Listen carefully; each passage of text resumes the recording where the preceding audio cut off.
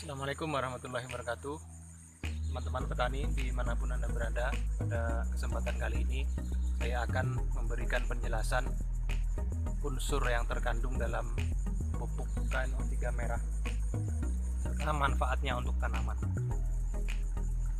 Jadi pupuk KNO3 merah itu mengandung unsur utama, 4 unsur utama, yaitu natrium, nitrogen, kalium, dan boron.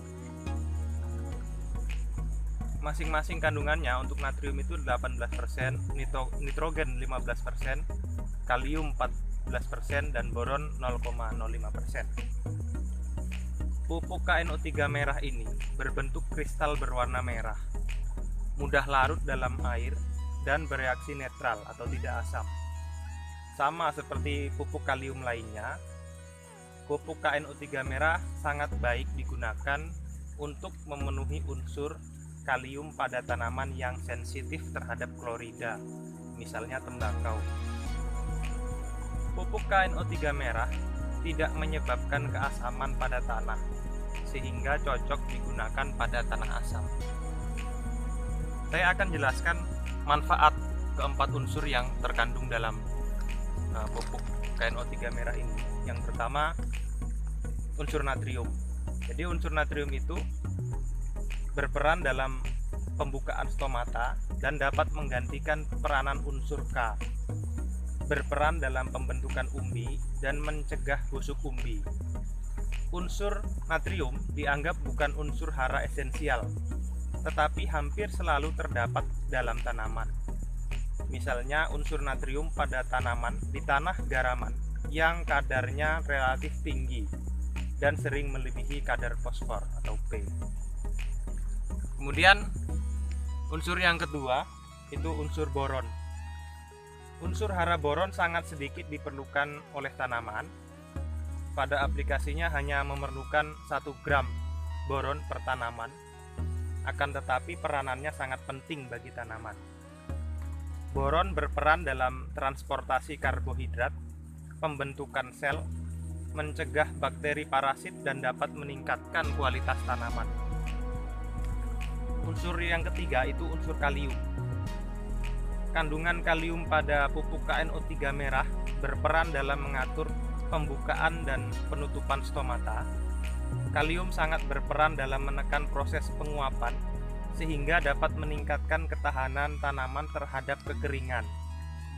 Kalium juga berfungsi meningkatkan daya tahan tanaman terhadap penyakit.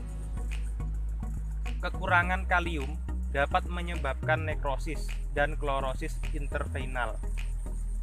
Unsur kalium ini tergolong sangat mobile dan dapat membantu menyeimbangkan muatan anion di dalam tanaman. Selain mudah larut dalam air, kalium juga larut dalam tanah berbatu atau berpasir. Kekurangan kalium juga menyebabkan tanaman rentan terhadap serangan jamur patogen dan layu. Kemudian unsur yang terakhir yang terdapat dalam KNO3 merah itu unsur nitrogen. Nitrogen merupakan komponen penting dari semua protein. Kekurangan nitrogen yang paling sering menyebabkan pertumbuhan terhambat, pertumbuhan lambat, dan klorosis. Tanaman kekurangan nitrogen juga akan menunjukkan penampilan ungu pada batang, tangkai, dan bawah daun dari akumulasi pigmen antosianin. Sebagian besar nitrogen diambil dari tanaman berasal dari tanah dalam bentuk NO3. Meskipun dalam lingkungan asam seperti hutan, di mana nutrisi kurang mungkin terjadi, amonium lebih cenderung menjadi sumber nitrogen yang mendominasi. Kemudian, apa sih sebenarnya manfaat pupuk KNO3 merah itu? Jadi akan saya sebutkan 8 manfaat pupuk KNO3 merah. Yang pertama itu membantu mempercepat pertumbuhan bunga dan buah. Yang kedua, meningkatkan produksi tanaman. Yang ketiga, meningkatkan kualitas buah, biji, dan terutama umbi. Yang keempat, mencegah penyakit busuk umbi.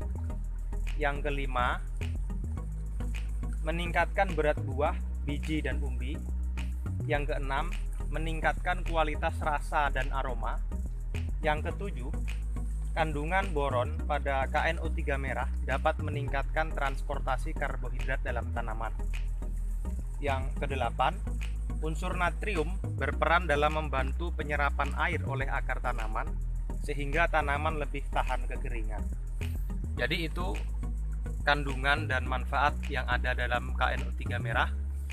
Nah, semoga bermanfaat.